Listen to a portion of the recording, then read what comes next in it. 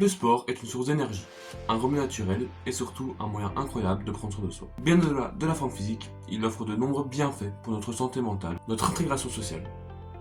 Aujourd'hui, nous allons voir pourquoi et comment le sport peut transformer positivement notre vie, peu importe notre âge ou notre condition physique. Nous allons commencer avec le premier point, les bienfaits physiques du sport. Le sport agit comme un véritable moteur pour notre corps. En effet, pratiquer une activité physique régulière permet de renforcer le système cardiovasculaire, ce qui réduit les risques de maladies cardiaques, tout simplement. Le cœur devient plus résistant, le sang circule mieux et chaque organe est mieux oxygéné. Mais le sport ne se limite pas au cœur. Il renforce également notre système musculaire. Alors, je vais vous donner quelques exemples. Par exemple, la musculation et la course. Ces deux-là, ils tonifient les muscles, renforcent les articulations et améliorent votre endurance, ce qui est parfait. Après, on a deux sports qui sont aussi très bien que les gens aiment vraiment bien faire, c'est la natation et le yoga. Alors, la natation et le yoga renforcent les articulations, mais tout en étant doux pour le corps, tout simplement. Et aussi parfait pour les personnes de tout âge. La natation, on peut voir des vieilles personnes qui en font, du yoga aussi, comme des jeunes qui en font. C'est très bien pour les deux. Alors voici un graphique simple qui montre la réduction des risques de maladies comme le diabète, l'hypertension et l'obésité grâce à l'exercice régulier. Alors, il y a aussi des études qui montrent qu'une pratique sportive régulière réduit les risques d'accidents vasculaires, cérébraux et de certains cancers. Mais surtout, elle permet de maintenir un poids de forme, ce qui est essentiel pour éviter l'accumulation de graisse tout simplement autour des organes, qui peut avoir des conséquences plutôt graves. Qui est du deuxième point, on va passer à l'impact mental et émotionnel du sport. Alors, au-delà des bienfaits physiques, le sport agit comme une thérapie naturelle pour notre esprit. En effet, lorsque nous faisons de l'exercice, notre cerveau libère des endorphines et de la sérotonine. Et ces hormones sont responsables de notre sensation de bien-être. Ces hormones de bonheur permettent de réduire le stress, l'anxiété et même la dépression. Donc on peut dire que ce serait un parfait antidépresseur. Alors ici pour ce qui est des exemples, on a la course. Alors la course est particulièrement efficace pour améliorer l'humeur et réduire le stress. Mais nous avons aussi bien évidemment, ça tout le monde en a déjà entendu parler, le yoga et la méditation. Alors ces deux-là combinent l'exercice physique et la relaxation mentale. Et ça aide à calmer l'esprit et à réguler nos émotions. Pour notre troisième point, nous allons parler du développement personnel et de la confiance en soi. Alors, comme on le dit souvent, le sport est une véritable école de vie. Chaque progrès, aussi petit soit-il, est une victoire personnelle qui renforce notre confiance en nous. Quand on se fixe des objectifs et qu'on les atteint, même en surmontant les difficultés, on va développer un sentiment de fierté et d'accomplissement. Par exemple ici, un exemple de sport favorisant la confiance en soi, il y a aussi la course qui va revenir assez souvent, et le cyclisme. Ce sont des activités de longue haleine qui vont renforcer l'endurance physique et mentale, et une fois que tu auras fini tout ça, tu vas dire « je suis content de l'avoir fait, je suis content d'avoir fini », et tu vas renforcer ta confiance en toi, et tout simplement ton bien-être. Il y a aussi des sports de combat comme le judo, la boxe, la MMA, etc. Ça t'apprend à gérer l'effort et l'échec. Et donc ça renforce aussi ta discipline. Alors il n'y a pas que ça, le sport permet aussi d'apprendre à se relever après des échecs, qu'il s'agit d'une compétition perdue ou d'un objectif non atteint. Il nous rappelle que la persévérance est une qualité clé tout simplement. Et qui est aussi utile dans le sport que dans la vie quotidienne. On a fini avec le point 3, on passe maintenant au point 4 qui est l'impact social du sport.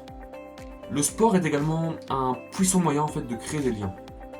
Participer à une activité physique, surtout en groupe, favorise l'esprit d'équipe. Quand tu es dans une équipe de foot, quand tu es dans une équipe de basket, tu vas évidemment rencontrer des gens, ce qui va faire en sorte tu vas pouvoir créer des liens, tout simplement. Mais ça va aussi renforcer la collaboration et même le sens de la camaraderie. Et dans une équipe, chaque membre a un rôle à jouer et tout simplement chaque victoire est partagée. Alors, dans les exemples de sport collectif et de bienfaits sociaux, j'en ai donné donc le foot et le basket. Donc ça favorise vraiment la communication. Sur un terrain de foot, sur un terrain de basket, on va évidemment parler énormément pour donner des informations. Attention, ça arrive derrière toi, attention là. On va parler énormément. Donc ça va favoriser la communication, la solidarité, pardon, mais aussi le développement des amitiés durables. Tu as peut-être déjà entendu parler, les randonnées en groupe, en fait, tout simplement, quand tu fais une randonnée avec des gens, ça permet aussi de découvrir des lieux et de tisser des liens dans un environnement relaxant. La nature, c'est en général bien relaxant, c'est en général chouette, c'est un endroit où c'est chouette d'être, tout simplement. Et en groupe, ça permet de créer des liens, de parler de tout et de n'importe quoi. Et ça va permettre vraiment de créer des liens et de se sentir bien avec les personnes qui vous entourent. En fait, le sport, tout simplement, comme dans les clubs, par exemple, on voit les gens de tout horizon, au final, se réunir. Le sport crée des ponts entre les personnes, renforce la tolérance et chacun apprend en fait à respecter les autres. C'est ce qui est bien dans les sports collectifs, même en finale de compétition. Et cette solidarité forge également un sentiment d'appartenance. Se sentir soutenu par son équipe ou son groupe de sport aide beaucoup de personnes à se sentir intégrées, en particulier les plus jeunes le plus souvent. On passe maintenant à notre 5e point qui est le sport et la performance académique. Alors de nombreuses études montrent que le sport améliore aussi les capacités cognitives et scolaires. En effet, l'exercice physique en fait stimule et améliore en fait les résultats, aussi la concentration et favorise la mémoire. Les bienfaits aussi, c'est que faire du sport en fait permet aux enfants de canaliser leur énergie et d'être en fait plus attentifs une fois en classe ou devant leurs devoirs. En fait, vu qu'on va utiliser énormément d'énergie dans le sport, on va en utiliser, on va en utiliser beaucoup moins en fait on va en utiliser tout autant dans nos devoirs, etc. Mais on va apprendre à la gérer pour ne pas avoir la même énergie que quand on fait un sport. Alors ici, je vais vous donner quelques conseils pour intégrer le sport en période scolaire. Alors quand vous rentrez de l'école, le mieux est de prendre 15 à 20 minutes pour se dépenser. Tout simplement, vous faites un peu de sport, vous poussez votre muscle, vous poussez, si vous n'avez pas trop le temps, 15 à 20 minutes, c'est très très bien. Et ce qui est très bien aussi, c'est d'intégrer des activités dans la routine du week-end. Si vous faites tout ça, en fait, si vous intégrez un peu d'activité après l'école et pendant le week-end, ça va vous permettre vraiment de canaliser toute votre énergie pour l'école et d'être beaucoup plus attentif et de mieux réfléchir. Alors, mais qui dit sport dit santé à long terme.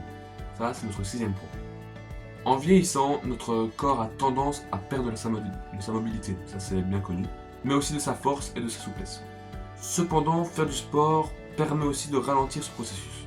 Donc je ne dis pas qu'on finira en fait certainement tous à perdre de la mobilité, mais faire du sport va vraiment permettre de rallonger nos bonnes performances et notre mobilité et de perdre le plus vieux possible tout simplement. Il réduit par exemple les risques de chute, améliore aussi la coordination et prévient aussi parfois des maladies comme l'ostéoporose, désolé ça j'ai besoin de le lire, et aussi les maladies cardiaques. Alors, ici, plusieurs exemples pour des seniors, on va dire, entre guillemets. Alors, il y a la marche nordique, vous en avez peut-être déjà entendu parler. Alors, c'est très bénéfique pour la circulation et la coordination. Donc ça, ce qui manque beaucoup chez des personnes plus âgées, en manque de mobilité, c'est la coordination et la circulation. C'est très important de marcher, de ne pas tout le temps rester assis, affalé dans son fauteuil, pour notre circulation et pour pouvoir continuer à ce que nos jambes soient bien coordonnées. Il y a aussi le tai chi. Le tai chi, alors, ça améliore en fait l'équilibre et la flexibilité tout en renforçant le mental, en fait, tout simplement. Et ce qui est aussi très important, la flexibilité, au fil des années, on en perd, bien sûr, mais c'est très important pour moins facilement se casser, je sais pas, un poignet ou un pied ou je ne sais pas. La flexibilité est tout simplement très importante. Et évidemment, aussi l'équilibre, vu qu'on sait que les personnes âgées ont du mal à tenir en équilibre parfois sur leurs jambes, et ça va être très important. Alors pour garder la forme, même à tout âge, même quand vous avez plus peut-être la force d'aller à la salle de sport parce que vous n'avez plus cette force, vous pouvez faire des 12 exercices, et ça va vous faire vraiment une grande différence pour la santé à long terme. Tout simplement, en fait, de longs exercices et 12 exercices vont être bons. pardon. Tout simplement, faire un peu d'exercice, soulever même des petits poids, faire des petits étirements, etc. vont être mieux pour votre santé à long terme. Alors pour notre 7e point, on va montrer que le sport est aussi une expression de soi et de créativité. Alors pour certains, le sport est un moyen unique de s'exprimer. Dans des disciplines comme la danse, le skateboard ou même le parcours. Et en fait dans ces sports-là, chaque mouvement devient une façon vraiment de raconter et de s'exprimer en fait tout simplement. Alors cette liberté en fait permet de créer, de s'évader et même d'explorer vraiment qui l'on est quoi, tout simplement. Alors voilà, le dernier point était assez court, mais donc passons maintenant à la conclusion. En conclusion, le sport est un allié précieux pour notre corps, notre esprit et même nos relations. Peu importe votre âge, préférence ou votre niveau de forme, il y a toujours une activité qui peut vous apporter quelque chose. Alors prenez soin de vous et faites du sport un allié pour la vie. En tout cas, merci infiniment d'avoir suivi cette vidéo, j'espère qu'elle vous a plu, j'espère qu'elle vous a appris certaines choses sur le sport, si peut-être que ça vous a donné envie tout simplement de faire du sport. J'espère en tout cas que je vous ai bien expliqué, que ça a été bien clair pour vous, que je n'ai pas trop bégayé et que ça a été, que vous avez tout bien compris, que vous avez bien compris mes exemples, sinon je répondrai à vos questions avec plaisir dans les commentaires. En tout cas, si ça vous a plu, n'hésitez pas à vous abonner, voilà, à lâcher votre petit like, à activer évidemment la cloche de notification, ça ne coûte rien, c'est gratuit, n'hésitez surtout pas à le faire. Voilà, merci à tous d'avoir suivi cette vidéo. N'hésitez pas aussi à commenter quel est le sport que vous faites ou quel est votre sport favori. Et ça me fera un plaisir d'y répondre dans les commentaires. Allez, ciao, ciao, ciao tout le monde.